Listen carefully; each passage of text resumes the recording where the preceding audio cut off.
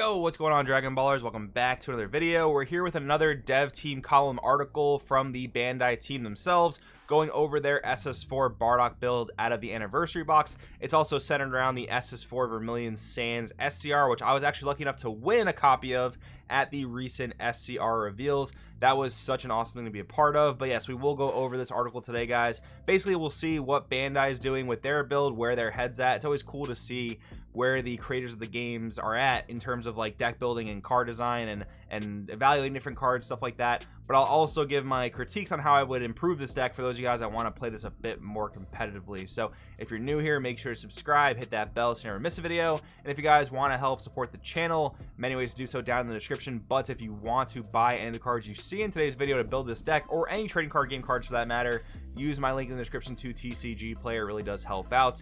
Anyways, let's get into it. Greeting Dragon Ball Super card game fans, as we approach final championship events across the world and the release of Saiyan Showdown, what better way to celebrate 4 years of the Dragon Ball Super card game than with the SS4 secret rare card? Today's deck build revisits SS4 Bardock Prismatic Striker. This archetype, heavily built from cards in Special Anniversary Box 2021, receives additional support in Saiyan Showdown that makes it a force to be reckoned with. So yeah, if you guys don't really remember the premise of this deck, basically your leader is rewarded for playing all these different multicolor cards and having different colors in your energy, and this SCR is like the perfect piece of support for that. So basically what it does, for each color in you and your opponent's energy and battle areas, which in this deck you'll always charge 5 different colors, so that's great. You have to choose one of your opponent's battle cards, ignoring barrier, send it to the warp, and because you're charging 5 different colors, you get to choose 5 battle cards, and you get to give your leader 5,000 for each of those colors as well. So in this type of deck, this card is better than a Baby Hachiyak because you're getting rid of 5 threats on your opponent's board, and you're boosting your leader so high that it's going to be almost impossible for your opponent to deal damage to you. So this is an incredible SCR in this deck, and in this deck it actually has a bonus effect. Activate main if your opponent has 4 or more energy, play up to 4 black multicolor battle cards with different character names and energy costs of 2 from your deck, then shuffle your deck. So in this deck in particular, because not many other decks can utilize these multicolor SS4s, you get to use this as an aggressive piece. So for 1 energy, you can play 4 battle cards, resolve all their effects. That is actually pretty dope. But as far as the deck goes, I did like messing around with this deck when it was first revealed. I did enjoy testing it. Even though it pretty much does build itself, it was pretty fun, but I gotta say, this deck took a really big indirect hit from the nerf of Zamasu the Eliminator, because your 8-drop is your main boss monster, as well as your 10-drop really, but you're so vulnerable to God-Sling Technique Trunks that being able to threaten Zamasu the Eliminator for the first 3 turns of the game really allowed your 8-drop Gogeta to come down safely on turn 4, but now that's not really a thing the deck has going for it anymore, which is pretty unfortunate. But the leader does have decent unison control, so there is that going for it. When you have all the colors charged, you get to attack, take a marker off in unison, and he himself swings for 20k. So at your opponent's Boo unison, for example, this thing swinging alone takes 2 markers, which is definitely not bad. Not many other leaders can say they do something like that, so that's pretty good. But anyways, for their build, for their super combos, they're going with 2 Goku Time Patrol Elite and 2 copies of the Kai super combo. The Kai super combo, definitely not very impressive at Anniversary Box. I do remember mentioning that when I went over this stuff in the initial reveals. I would totally just play 4 copies of Vegeta Prince Strikes Back, because even though you're playing all these multicolor cards, it still considers all your energy to be black, as long as those are the only cards that you're charging and maybe any other black cards you need to charge. But yeah, that super combo I would absolutely play. It seems like they want the Goku for maybe just a little bit of ratio fixing, but even if with only 7 Gokus, which is a number that I would still recommend, I do like this number of 7 Gokus. I think that 7 Gokus and I guess technically 12 Vegetas is definitely still fine. I don't think that's too big of a deal, because your leader can search for SS4s, so at some point you will find Gokus, and you'll obviously always have Vegetas. So that's what I would do. That super combo is just way superior than either of these 2 super combos. As for their boss monsters, they're playing 3 copies of 8-drop and 2 copies of the 10-drop. I definitely agree with this. The 8-drop is not really the better card, I don't want to say, but it's the more cost efficient card. Like, its fusion requirements are better. You can fuse out of your drop area, which is pretty good, as where the 10-drop requires it from hand or battle area, so you are actually taxing yourself a bit. But that 10-drop, man, when you can drop it, like, we'll see a blow up of the card later, but when you can resolve its effects, it's really, really strong. But Anyways, yeah, for this Goku lineup, I do agree with it. The Goku Prismatic Aegis is not too impactful of a card, so that's why I agree with the 7 copies here. The Prismatic Burst for the Gokus and the Vegetas are some of the best cards in the deck, helping you build board presence and helping you combo out of attacks efficiently. So those are definitely both 4 ofs. But yeah, I don't mind the 3 Gokus here. And yellow is like the least impactful color in terms of what you can do with your energy with it. So you don't mind charging yellow last and playing less Gokus. 8 Gohans though, definitely. The Prismatic Burst is a great card. Basically stops your opponent's attacks for the turn depending on how many colors are in their energy. And the Prismatic Aegis Gohan, just spot removal, 16k double strike, definitely not bad. And then the Vegeta Prismatic Aegis, also not bad, helps filter your hand out, 16k critical, definitely nothing to scoff at. These Bardock numbers I would definitely reverse though. I think I would play like either 3/3 or 4 of Prismatic Burst, which is basically a Denial of Hope style card. Definitely want to play more copies of that. The Prismatic Aegis Bardock I also don't think is very impressive. Like, you can charge it, and then if you have all the colors charged, you can minus 10k something, which is like okay. It's really not anything incredible. Like, people play the Roshi blue card that you can combo, pick up an energy, and then charge energy, and you can do that with Bardock to minus 10 something during battle. But again, it's just really not all that impressive, especially if you're not playing a red deck that can continue to stack minuses, because ideally with you would be stacking minuses and then like removing battle cards, but that's not really the case in this deck majority of the time. SS4 Broly Unison, unfortunately not that good. It can't gain markers inherently, which is rough. Does offer a bit of removal, but you have other cards in the deck to offer you removal, like both your Gogetas, like your SS4 Gohan Prismatic Aegis, so definitely not needed. I would actually consider changing this to the SS4 Bardock Unison. Maybe only like a 2 of, probably not a full 4 of or 3 of, because the leader can actually search for it. The leader searches for SS4 cards, which is why you can search for an SS4 Unison as well as SS4's Call, so that's pretty good. So yeah, I'd probably just play the SS4 Bardock Unison to maintain draws. And then 4 Centipede, of course, you're playing blue, so that's definitely a good card to play. SS4 Call, though, is one of the cards that kind of annoys me in the deck because, you know, ideally you want to play this card and like find as many SS4s as you can. But if you find 2, you got a bottom deck of cards, so it's only an even out.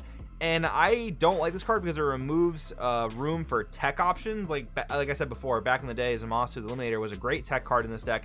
Now, not so much. But if you want to play a card like that, maybe Giant Ball. I even did a Patreon article, I think a few months ago, going over a competitive version of this deck where I was talking about tons of cards you could possibly play because of all the different colors you have access to, right? So SS4 Call, I don't like it. If you have a tech you like, again, maybe like Giant Ball or something like that, I would definitely include it in the deck to give you a bit more defense. The full text list is here, and I will have this link in the description of the video so you guys can check it out. But we will go over their article and what they have to say about it. But real quick, guys, a word from today's video sponsor. Dragon Ballers, real quick before we get into today's video, I just want to share something with you guys that I am very excited about. PPG is going to be hosting the Pro Support TCG weekend in Dallas, Texas, the weekend of November 6th. It's going to be a giant TCG convention weekend hosting all your favorite games, obviously Dragon Ball Super, Digimon, Pokemon, Magic the Gathering, and more. Tournaments for all those. I'm actually going to be there commentating the Dragon Ball Super side of things, the main event on Saturday, the side events on Sunday. I absolutely cannot wait. And if you guys missed out on Gen Con or heard me talk about how much fun that was, you're 110% going to want to be at the Pro Support TCG weekend. The other great thing too is it's just 2 weeks before Nationals, the biggest Dragon Ball Super tournament of the year, so you get some invaluable practice there. But besides that, it's a convention. It's going to be so much fun, especially for those of you guys like me that just absolutely love trading card games. Definitely check it out. The link to sign up will be in the description. I really hope to see you guys there. Now let's get into the video. Alright guys, I do hope to see you at the Pro Support TCG weekend this coming weekend. If not, be sure to tune into the stream. But let's see what they have to say about this deck. Bardock Prismatic Striker, designed to be a 5-color archetype and the first deck to primarily use black multicolored cards. Start the game by using the Xeno versions of some of the greatest Saiyans in existence to provide mid-range power plays that offer the player offensive and defensive plays. Use options of both players' turns, generate value and pressure, and then dominate the game in later turns with the power of SS4 Gogeta. Yeah, I'd say that pretty much hits the nail on the head. All the different colors definitely give you access to some cool stuff. SS4 Bardock's multitude of powerful abilities are the key driver in how to start the game effectively. The permanent skill ensures that you can easily combo and play cards like Vegeta Prismatic Burst once you have red, blue, yellow, and green SS4 Prismatic battle cards in your hand and energy area. You unlock the full potential of your leader card. If you build your opening mulligan strategy around having 3 to 4 different half black multicolored cards, you'll find your success rate with the deck skyrocket. If you're missing a color, use SS4's call to find the color that you need. Do it all correctly and this leader card can awaken as early as your second or third turn. Yeah, it is cool that you can awaken a high life, which is pretty solid for a control deck, but it is kind of annoying that all the good super combos you can play are pretty much tied to you being at 4 life. Like, you could possibly play a sparking super combo, but you don't necessarily generate a drop that well in this deck, so that is one of like the anti-synergies. But still, I mean, if your opponent ends up pressuring you down, you can then use those super combos, right? So mid-game, once your army of SS4 battle cards have helped maintain your life total and apply pressure, use cards like SS4 Gogeta Thwarting the Dark Empire and SS4 Gogeta Prismatic Burst to apply significant offensive pressure. Manage your Goku and Vegeta Xeno cards wisely to ensure you can resolve these powerful skills. And yeah, like I mentioned before, like, these cards are unfortunately weak to God-Sling Technique Trunks, but if you're playing against yellow, Thwarting the Dark Empire is weaker to yellow, where SS4 Prismatic Burst is not. Even though it comes in play rested, you can't swing for Quad Strike, you still get to resolve all these effects, and you should definitely have all the colors charged at this point, so that's really, really strong. But yeah, this is the card you kind of want to aim for if you're up against yellow. If you're up against blue, you really got to try to deal their unison as best as you can before going for either of these cards. But anyways, SS4 Vermilion Saiyan is a new tool the deck has courtesy of in Saiyan Showdown, which is easily searchable with SS4's call. For a truly powerful turn, try resolving this card to activate main skill on turn 5 to produce 4 16k power attacks. Activate Sensu Bean to ensure all your energy is in active mode, and then follow up with SS4 Gogeta Prismatic Burst. That is a pretty cool combo. I like that they included that. That's definitely strong. 1 energy, play 4 guys, untap an energy, and then you can go into 5-drop Gogeta. That's definitely kind of cool. Defensive cards, all the ones we talked about already.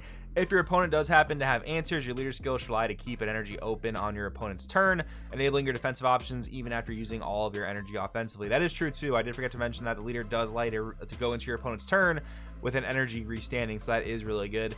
In times like this, keeping a copy of Bardock Prismatic Burst and Gohan Prismatic Burst can offer you disruption you need to make it back to your next turn. If you need more defensive options for your turn, don't forget to resolve Sensu Bean before using your last energy, and check out its newest art from upcoming Mythic Booster. Yes, this is a really nice artwork. I do like this one a lot, actually, even though it just shows how stupid Goku is. Oh yeah, you wanna fight my son? Here, yeah, be at full power and possibly murder him. That's good. But anyways, synergistic picks.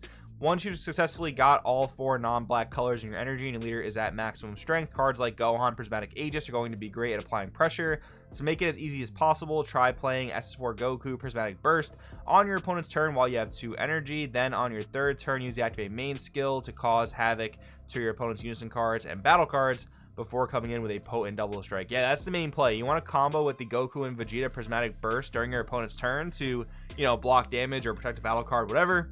They have an effect where they come into play. They have another effect where you warp them only for that turn, and they come back to your hand. But in doing so, you get to play any of the SS4 guys out of your hand, which is pretty good. You get to cheat them in.